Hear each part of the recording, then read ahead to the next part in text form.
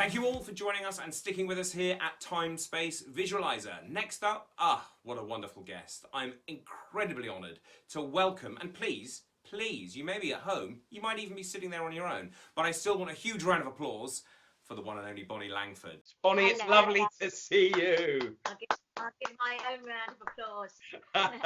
As you should. It's weird, isn't it? Very odd, very odd. How are you doing? Yeah, okay, fine.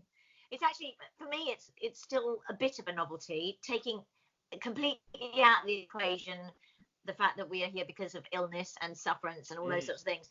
The fact of actually just being at home is so unusual for me. That novelty is still quite new, and I'm not fed up with it just yet. Give me a few days, probably will be, but you know, I'm actually rather liking being at home at this moment while we're still healthy. Good. Let's hope we stay that way, and I'm sure Absolutely. We will. Because I know that you were, I saw on Twitter, you're right in the middle of a wonderful run of 9 to 5 in the West End. Hugely successful, both in terms of audiences and their love of it, and critically, people just adore it. And without meaning to sound like I'm interviewing Bonnie Langford, I've got to be nice. I'm going to be honest. I've seen what I've seen online. You are getting rave reviews. Are you enjoying it? Well, I was nearly at the end because I started a year and a bit ago. I wasn't really meant to do it anyway. It was a surprise. It was something that happened at the last minute. I had been in the show for about 7 years ago, and they were bringing it to London. I went into the show, and then I ended up staying, as I say, just over a year and a bit. But my time was due to finish on April the 4th anyway, so I was into my last 3 weeks, and it was just a weird way to finish a show. So really sort of unsatisfying, because we all went in, did warm up. Producer came on stage at 6:45 and said, "That's it, we're cancelled for tonight and possibly for foreseeable future." Should they ever go back, the show is due to be running until the end of May. But should that be the case, it wouldn't involve me anyway, because somebody else is taking over. So it's a bit odd, a bit of an odd way to finish. But yeah, it was fun about a crowd please. You know, Dolly Parton's music is just fantastic. The film was quite a cult, and the story was just bonkers. I think at that point, you know, people loved to come out and laugh, just to enjoy themselves and have fun. It just was silly, and especially a certain sort of demographic, particularly sort of women of a certain age, they loved it. Groups of women screaming and howling with laughter. So, you know, and also it had a mini message and all those sorts of things. But you know, it was a fun show to do. But that's it, over. It is, and so suddenly over. I mean, it's tempting, so tempting that I'm going to do it. Draw parallels with Colin's time on Doctor Who, and of course you were at the end of Colin's time on Doctor Who, which was, I mean, I've spoken to Colin about this. This is something that I've interviewed him about, but I've never had the opportunity to speak to yourself about this. It was brutal. It was rude. There are all sorts of words I could use about that, and Colin and I have used them together. But what was it like? What was it like from your point of view, that suddenly your co-star, who you'd kind of mentally thought, right, and now we're going on to the next series, you've done a story with him, and you're thinking, here we go, now we'll go into a full series, and suddenly not there. What was that like for you? It was all a bit odd. I mean, I must admit, when I first joined the show, I did find it a bit strange, and there seemed to be underlying tensions of which I real concept, and because I was the new girl, I wasn't really included in those conversations. But it wasn't the Colin that I knew as well. I knew he had a lot going on, and as I say, I didn't really feel I was party to it. So I think I was just told that Colin would be back for the next series, which was, you know, upsetting. I didn't know him well enough to even have his phone number to be able to say, oh gosh, what's not. I was definitely still sort of an outsider. So in some respects, I was known for outside of Doctor Who. I'd worked with Sylvester before outside of Doctor Who, so it was sort of a new start. It was almost like my beginning. My time with had been sort of a bit of a prologue for me. Yeah. Okay. Got you. So what had you done with Sylvester before? Pirates of Penzance at Drury Lane, Theatre or Drury Lane. We'd got married every night, and I had to waltz with him, and he trod on my toes every single night. So, yeah. So actually, there was already quite a strong relationship there with Sylvester. Well, I mean, I hadn't seen him for a while. Yeah, it'd been a couple of years or so. But yes, Sylvester. From that, we were in Pirates together for 9 months. So yeah, it was nice to think that there was somebody that I knew. It gave me great comfort because I thought, well, I've done a bit of this show, so I've sort of got a bit of the idea of how some of it works. But with you coming in, I kind of was able to go, but at least I know Syl, so we've got that initial contact and connection. Of course. But I'll rewind a bit because I kind of jumped ahead of myself. I mean, your career, you were already very, very well known in terms of television. When you took on the role in Doctor Who, such a kind of illustrious thing. Obviously, Just William always comes to people's mind. And still does, ridiculously, I think. I mean, it's wonderful. It's a beautiful thing.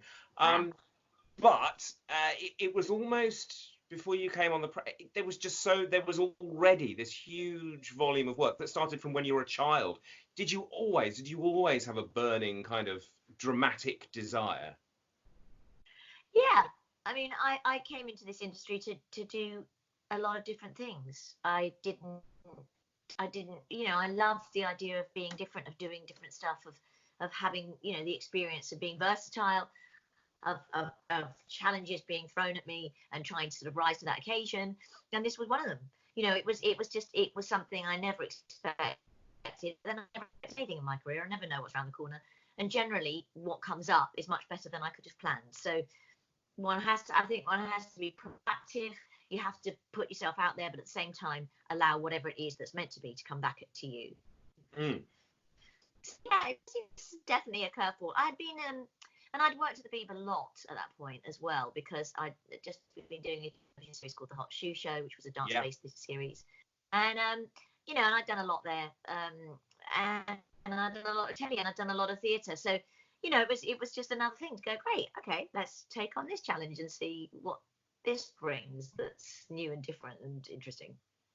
In its own way, Doctor Who brings, and still does, if you join that program, you have any connection with that program, it brings along with it, I think, a much wider expectation, perhaps, of people, certainly from the press. Did you know that was going to happen, or was it a surprise when suddenly, bang, here you go? Not really. I mean, I knew that the show was struggling because Michael Gray didn't want anymore. I knew that John was trying to get as much coverage and support and media support, especially at that point. So it was and fans didn't have the same voice that they do now, where they can actually sort of get their message out there immediately. So I know that John wanted to create a presence for it. Yeah. Bringing me into the show, I brought a sort of attention with that, good, bad, or indifferent. And for me, I never think of that particularly, although I do understand from a business point of view how that has its attributes as well. For, as I say, for good, bad, or indifferent, that was something that I know that John wanted. He wanted to put the show on the map a bit more. He wanted to get some kind of media presence, and he wanted that media presence to also incorporate not only something, somebody who was in media a lot, but also to be able to say, this is why we need to keep the program going, because to introduce people maybe a new kind of audience to the program as well, and up the profile a bit. And also at that point I was in the paper a lot, so I understood that was sort of part of the case, but I don't think I realized that it was such a different kind of program, in the fact that it brought with it, as you say, it's legions of fans over the generations. Yeah. I didn't realize that it was joining this community. I don't think anybody does. I really don't think you do. It's the same as joining a soap. You don't realize until you're there suddenly that you are very visible. You're out there. Everybody is watching you for a completely different reason than say coming into a theatre and seeing a performance, and then you go out afterwards and go thank you very much and goodbye. So it has a very different, much bigger impact. Of course, and there's an interesting parallel, I think, between your appointment and when Doctor Who came back in 2005 and Billie Piper. There were, this is not meant, as I'm sure you will have heard it before. I don't mean it to be rude in any way. There was a lot of concern that, here's this light entertainment person. What's she doing in Doctor Who? I happen to have been, funnily enough, I was at the age, just the right age. We just got a video recorder in 1986. So you were one of the very first companions I was able to rewatch and rewatch. I love that. Maybe that's maybe that's just me, but I adored straight away. I loved Mel, the character, just fantastic. And a lot of people had a really similar experience with Billie Piper. Billie Piper, why on earth? Why are they doing this? Gosh, here's a pop star. Why are they she's just a pop star. What are they doing? And I will admit, I was in that, in that club, not in a nasty way, but I'd grown up into a horrible, cynical man by then, and was immediately, yet again, proven to be wrong. Did you feel those parallels when she was kind of, it's thrust into the spotlight, as it were? I don't know. I mean, I think a lot of pressure when Doctor Who came back because of it being new, but the fact that they had such a great team, great writing and creative team, and I knew that they were going to flesh out the bits that needed fleshing out, and they also needed to update it. They needed to give it the budget that it deserved. I mean, it had a charm. The old series, the classic series, has a charm, but certainly it wouldn't stand up in this day and age to anything that was, just if it was just presented as it is. It's almost a period piece. But then, and the new stuff, if they were going to do this big launch, they had, a lot riding on it. And it's interesting, isn't it, how people always have preconceived ideas. It's this big sort of thing. Oh, I'm not going to like it. It's like when you read a book and then they put it on screen, or on TV or on the big screen. Everyone is like, no, but it's my book. It's my book. People become so possessive about their own thing and so possessive about something. I mean, we all do. We read something and we see, say we're reading a book or something, and they say we're going to do a remake and so-and-so is going to play the lead. Oh, no, that's not my person at all. So it's very, we are all very, instantly judgmental. But I think it's important that we take it all in. I certainly think that Billie did a fantastic job, and I love the fact that they did fill in all those gaps. I remember once I went to a convention and Mark was there, and he said, of course, you see, in my day, the companions were completely two-dimensional. And I went, I'm so glad I was always searching for something more. I was always searching for a reason to be there instead of just running up down and going, oh, doctor. And, you go, oh, at least it wasn't me just going, I can't find anything. I can't find anything else in this character. So, it was, and the fact that they then put that there without it detracting from the story, but it added to the whole sort of flavor. It put it in a place. It gave it more of a sort of a roundness, a completeness. You need all that stuff. You need it now, and now it's proven it, because here we are. It's still on. We're still talking about it. Absolutely right. Still on, still happening. Would you go back, as we're on the subject? Would you appear alongside Jodie? Oh yeah, of course I would. In fact, it's funny because Brad asked me whether to do it. It was funny. I was filming. I was at Enders. I was at EastEnders, so I was at Elstree, and Brad was filming a couple of episodes of The Chase there. He was doing a couple of days there, and so I popped in and saw him, and he said to me that he was, considering doing this. So I told him a lot about it. And I just said, do it. It's he's Corrie, so he knows what soap's like. He knows what the attention of that is like. Yeah. So we did it in the end. But I did say it's a job. The only equivalent I could say was that it would be like Corrie. In that there's people are very passionate about it. But I think he's had a great time, and he's with 3 companions, that's quite a lot to take in. It is a lot. It is a lot. It's a lot to get in a camera shot. Well, we could be here all night about that one. Certainly have my feelings, viewers at home. But with something like, back in the day with Peter and Sarah and Matthew and Janet, they had that crowd, but then they had 4 episodes worth for that to kind of breathe and make it space. It's kind of a different. It's almost a different program in a way. You're producing it. I think a team like yourself and Colin in that 45-minute kind of slot, that's what you would need, that kind of snappy, quick behavior. I think it's great. Absolutely great. Talking of that, and also the current climate, we have the Blu-rays now coming out, these beautifully polished season box sets, of which, hang on, I'm going to do this. I'm going to allow me an indulgence. I'm changing costume. Wait, the tweed's coming up. It goes no further. The tweed is coming up. This is going on. Here we are. So that we can discuss this properly. The box set. That is amazing. Here we are. That's much more glamorous than the real thing. It's very smart. It's beautifully made. It's a very beautifully made thing by Steve Ricks. He's a bit of a legend with his costumes. So since we're on the subject of the Blu-rays, I thought, it's appropriate. Yeah. On those Blu-rays, I didn't know if you're aware, there's a whole new edit of Terror of the Vervoids.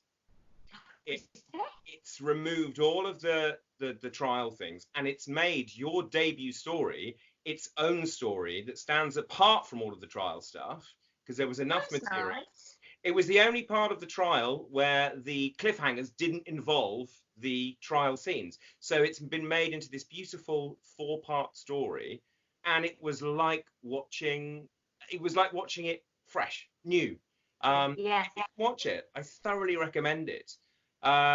Would you have liked to have gone on and done? No, honestly, I'll send it over. No, I never watched myself. Don't worry about it. Do you not? You wouldn't ever watch yourself. Well, they made me watch it when I was doing some of the extras for the whatever it was, for the Blu-ray to come out. Behind the sofa, yeah. Yes. Fortunately, I wasn't in very much of it with the rest of them, because it was all the sort of the bits before they got to me. So it was fascinating. But no, I can't watch myself. Can't bear it. Oh, bless you. But it is lovely. It's lovely. It feels like you've been given a wash and a brush up, and this beautiful new. It feels very, very new. There's a lovely new title sequence that goes with it as well. Well worth checking out. Anyway, that's me being self-indulgent, because I love Terror of the Vervoids more than I can possibly say. It was hysterical. That was so hysterical. They were so naughty to me, because they put the guys, all the guys that were in that. Sorry to give the game away, but the actors that were being the plant creatures. The Vervoids. They were all people I knew. Was it dancers? Was it dancers? Yeah, old dancers that I knew. And so it was just hysterical. I was trying so hard to be the new girl, who was very good. But there were times when, couldn't help but the giggles got the better of me. But isn't that part and parcel of it? At least with that you can stop and, well, I say stop and restart, but we're talking about the BBC. 10 o'clock. Yes, we're talking about the BBC, and not when you're the new girl, and not when John was very keen for it all to be perfect and right and all those sorts of things. And of course, you know what it's like when somebody says you mustn't laugh. I mean, of course, you're done. Yeah. Once you've been told, enough's enough. Yeah. Oh, bless you. And then, of course, then you find yourself, this whole new situation. You've got Sylvester, this kind of fresh new start. How was that? Kind of day one with Sylvester. What are we looking at? Well, I don't remember my first day with Sylvester. I mean, it must have been a read-through or something. He was quite sort of animated and anxious, I think. But I always liked first days in a way with new stories and new casts, because I always felt we were like this little rep company, and that Sylvester and I were the sort of the people that would stay behind, and then all these wonderful guests would come in. I mean, with the whole sort of with Kate and everything, and there were such brilliant actors would come in as our guest artists, and I always felt I felt like we were sort of running this kind of hospitality, and we would just sort of have to welcome people in. And I suppose we did that with Silver on the first one. I don't know. I don't remember. I just remember being in down corridors that weren't corridors. They were these poles, and then masking tape, gaffer tape on the floor, and you know, you would get on with it very quickly. There was a lot to get through, so you'd have to get on with it. And everybody wanted to go home early, so you know, work quickly. Did anyone ever get to go home early? Oh yeah. Oh. Yeah. It was the Beebs. You didn't stay very late. Only on shooting days. Those were long days. But the rest of it, you won't be working beyond 4. Lovely. Half a day, yeah. Not anymore. Not anymore. Not anymore. Not anymore. They don't even rehearse anymore. I don't know who. Do they rehearse yet? No, it's pretty much rehearse, record, bang, bang, bang. Record, you know, single camera stuff. Yeah. It's a different work. It's an incredibly different work. Do you think that in terms of the creative side of things, that things are worse off for that? That you don't get the opportunity maybe to breathe and understand the character before you're, you know, explore it with your other actors, your fellow actors? Possibly. Yes. I mean, I don't know how they work it. Maybe they do a few days together at the beginning or a couple of days or so. I don't know. I would imagine it's something like that, especially if you're coming in as a guest artist, because of the weirdness of the show, in that you can't turn around and say, okay, you're a bus driver from Croydon and this is your home. Well, you know, you might be from some weird planet and you have to sort of go, oh, okay, let's think what that could be. And, you know, because you have a lot more scope, really. You have a lot more inventiveness if you want to, I would imagine. I mean, I remember, you know, especially when you're in maybe if you're in a peculiar costume or something, and you might have read it and somebody put you in this costume, you go, oh, so all the stuff I thought I might do is going to be hopeless and pointless. So even if it was a table read, and then talk about it, and then. Yeah, I mean, I suppose maybe that's where those things get ironed out now. Is the table read? There isn't the rehearsal that there was. There, you know. How much of your rehearsal time was given over to sort of setting your expectations for special effects? Because traditionally and, you know, legendarily, the special effects on Doctor Who became it didn't matter if a performance wasn't up to scratch. If that was the take and that special effect worked, that was that. How much of your time was kind of given over to just waiting around for an effect to happen? Well, we worked quite quickly, so not that much. I mean, yes, there was. Sometimes we would do a take up until the moment of explosion or whatever, because it was better to keep. You know, you didn't want to then carry on and have to then reset for hours and all those things. And you know, we only had a couple of days in the studio, so it would always be quite. But I mean, you know, the special effects were not hugely as explosive as they are now. Although we probably did a lot more in real time than they do now, because so much of it would be CGI. Absolutely. And, you know, post it. So I don't know. I mean, I don't know. I think. Yeah, we would do things up until the moment of, and they would record and then start again, just to make sure that we got it in the can, and then the next bit would have to be the thing. I think I remember in my first story in that Vervoid story, is it Simon? He goes and puts his hand against a thing, a gate, and then it explodes. I think that's what he said that it didn't work first time. So it had to be a complete reset, and that took a while. Wow. Yeah, I mean, there was a lot of pyrotechnics in that, and there you are. You know, it was your first. Well, it was your first episode, but it was also, you provided the cliffhanger for that episode, doing the scream. You know, the now famous scream. I mean, it's passed into legend. Is it really true that JNT had a tuning fork on set, so that? No, he didn't have a tuning fork. No, he didn't have a tuning fork. He just asked me to sing it in E. He didn't have a tuning fork, but he did ask me to sing it in E.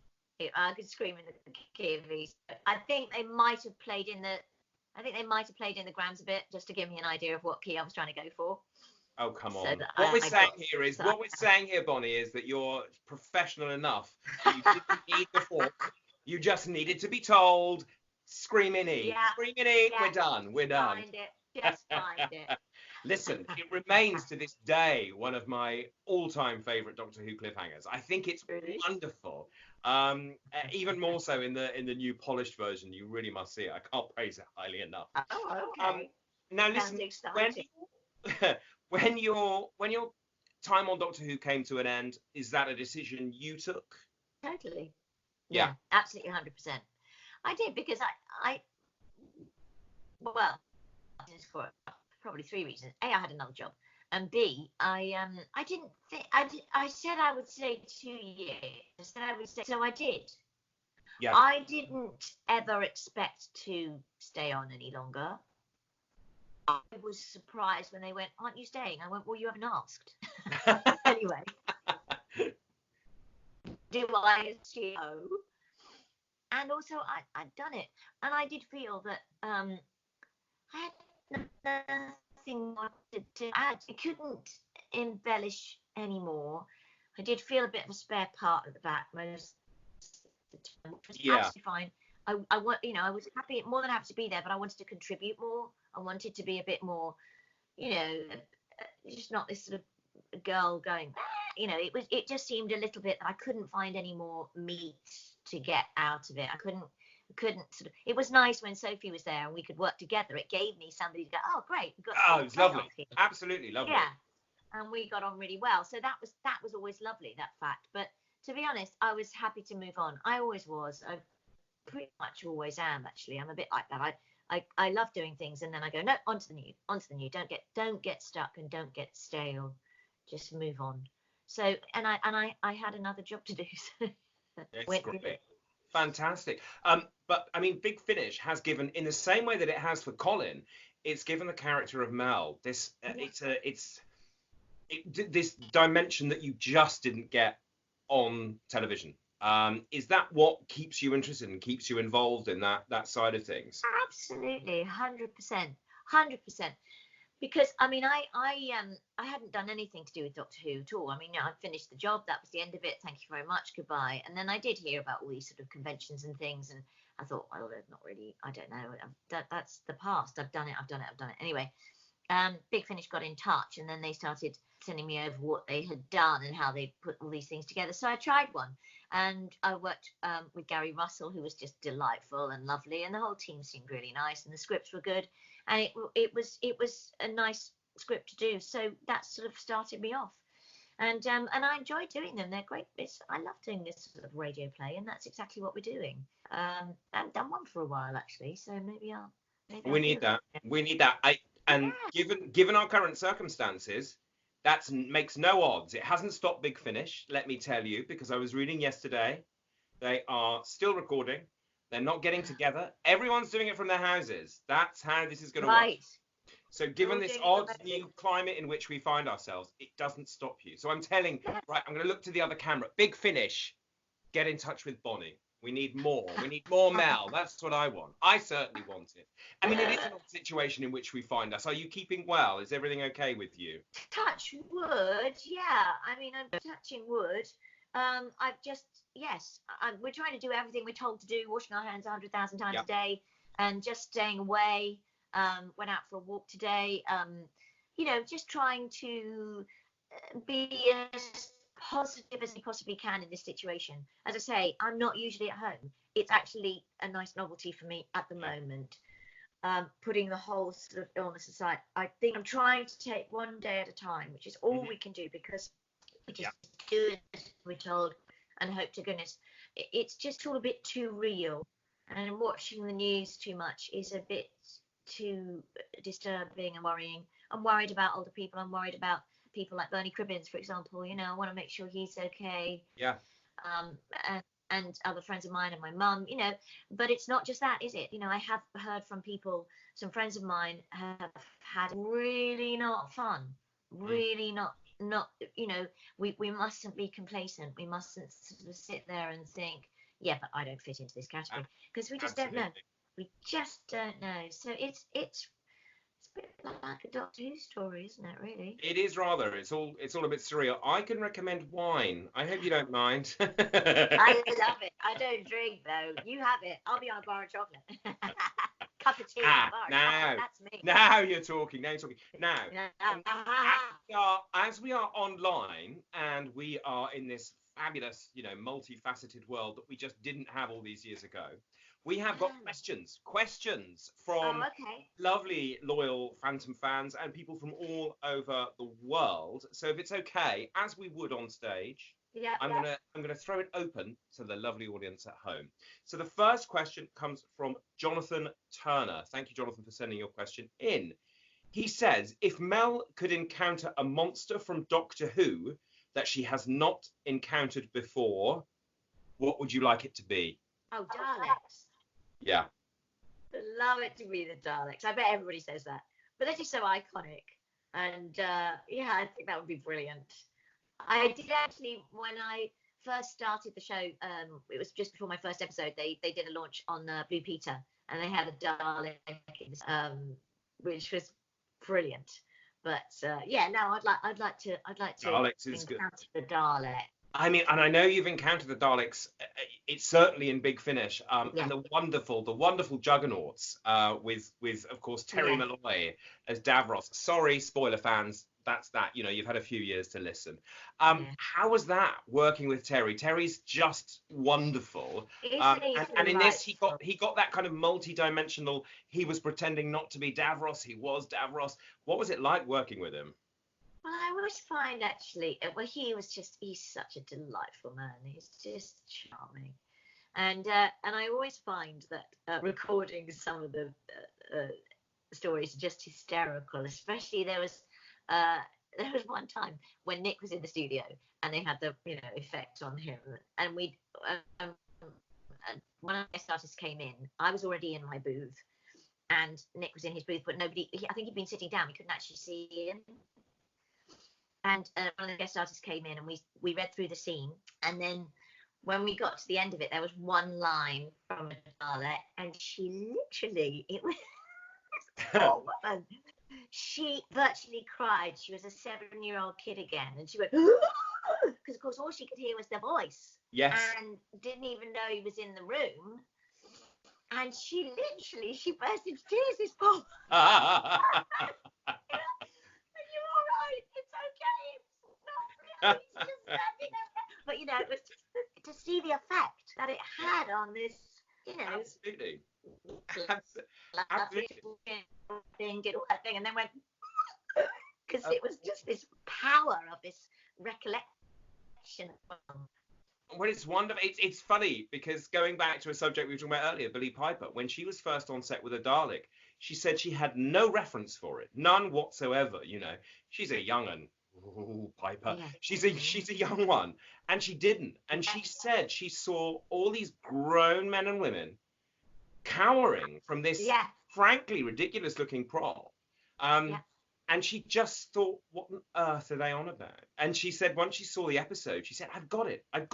That's it. Yeah. So I guess this was similar in that scenario, in the booth with these headphones. It's a very visual thing that you instantly conjure up. But it's a brilliant story. Love it. Loud. It was loud for her as well. Yes, it was very loud suddenly. We'd been doing this suddenly, this completely normal, scene and talking back and forth, and then suddenly this came in the thing, and she went crumbled. Oh, bless her. We had to laugh a lot because I think otherwise she would have absolutely been paranoid. But I mean, she was very embarrassed as well, but genuinely terrified. Oh, bless her heart. We've got time for one more, and this is going to come from a dear friend of Phantom, Jixter. He knows who he is. Jixter 2009, if anyone wants to follow him on Twitter. And he says, if you had to describe one key element of Doctor Who that you believe has ensured its longevity, what would it be and why? So what is it about Doctor Who that's made it last for so long? I think it's its eccentric Britishness. I think the fact that the character is allowed to be a bit sort of a mad professor, but with this you know, the fact that he travels around in a TARDIS, you know, looks like a police box. This sort of the quirkiness of it. It's not big and grand. It's quirky. It's eccentric. And there is actually a darkness about it. So it's got this mad I think the fact that the character himself is obviously a very learned character, but at the same time there is a weird quirkiness and nuttiness about it that is quite eccentrically British. And I think that actually is probably the key to its uniqueness. It's terribly, terribly British. That's what we love. It is, but you know, like all Brits, they're always lovely to people, and you know, and there is, you know, the Doctor is always very, very polite and well mannered, and well behaved, and you know, that whole British sort of one must be always nice and generous, and that's what's so great, because it isn't he is not a warrior, he's not a fighter, he's also, well, he's a peacemaker, but also he's an intellect, but so he's not actually an adventurer. We're not talking sort of Harrison Ford here. We're not talking the Raiders of the Lost Ark. We're talking about somebody who is much more cerebral. So therefore there is a different pair. It doesn't have this kind of war sort of let's all go into battle and, you know, raise our back. It's like no, hang on, let's think this through. Yeah. And I think that's what makes it so intriguing. And you know, it started in an age, television, and well, the whole world was a lot slower. And although it has picked up speed, ultimately it has that pace about it, and it gives you to watch, to be drawn in, and then to often work out things. That's always the key to that basic story and that basic character that we are intrigued about, but we like. Well, I think probably in these times more than ever, we could do with someone like the Doctor with that politeness. Now, you know, whether or not you believe that character is fictional or not is neither here nor there. We can all be the Doctor. I'm looking at my audience now. In these scenarios, let's all be the Doctor. Let's be nice. Let's look after each other. Let's keep an eye on each other. Let's do all that. I just think the message of the program that you've given is actually key. I think you're absolutely right. You've hit the nail on the head, and actually it couldn't be more important than right now. I know, because it's a story that we're living. Yeah. This would have been a Doctor Who story. We're not living it, and now it becomes a little weird.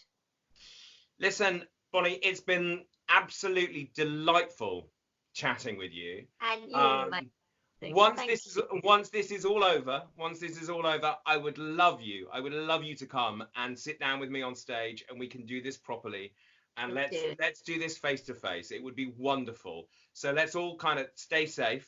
Love to you. Yeah.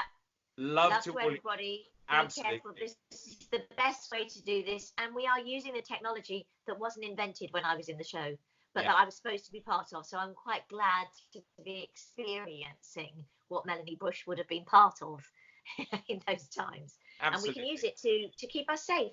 Yeah, absolutely right. I can't think of a better use for a megabyte modem. Can you? Absolutely. Right now.